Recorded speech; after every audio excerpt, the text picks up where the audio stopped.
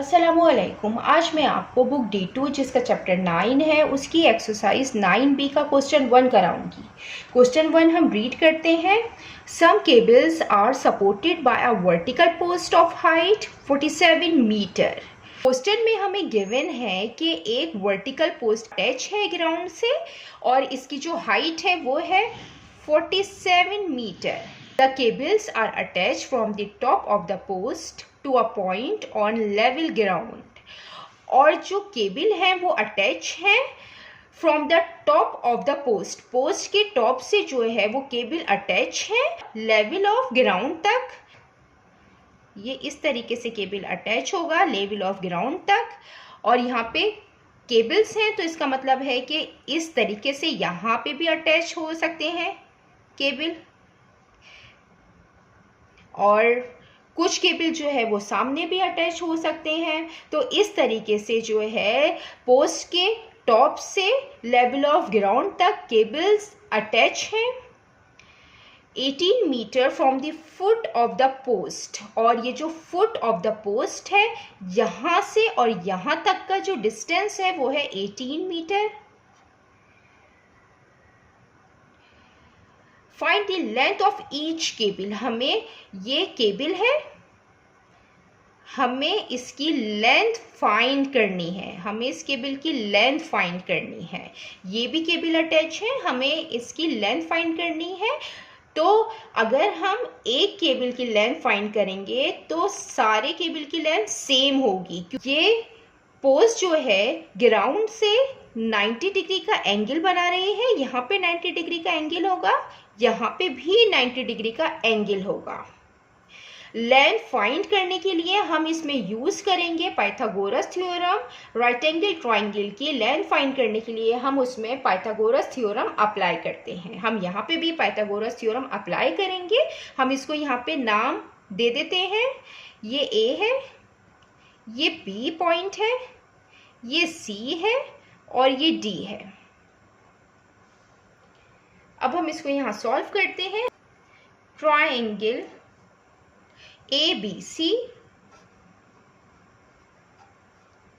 और angle B है तो एंगल ABC इक्वल 90 डिग्री। हम इसमें पाइथागोरस थ्योरम अप्लाई करके इसकी हम लेंथ फाइंड करेंगे। तो using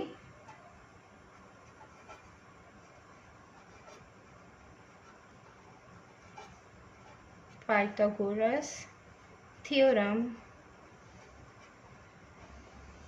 according to Pythagoras theorem, the square of the longest side is equal to the square of the sum of two other sides. तो यहाँ पे जो लेंथ है ये इसकी लॉन्गेस्ट साइड है, हम इसका स्क्वायर करेंगे। ये AC है, AC का हम स्क्वायर करेंगे और ये इक्वल होगी AB के स्क्वायर के प्लस BC के स्क्वायर के।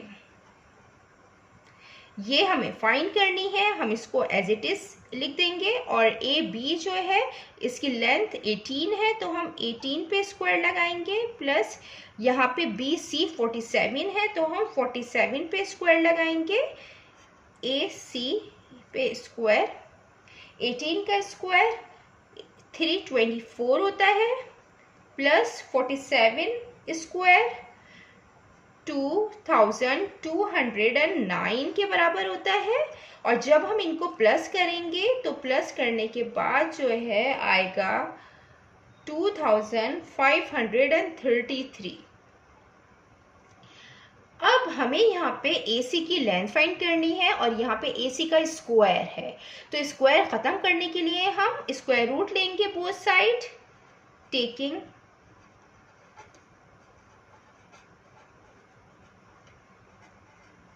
square root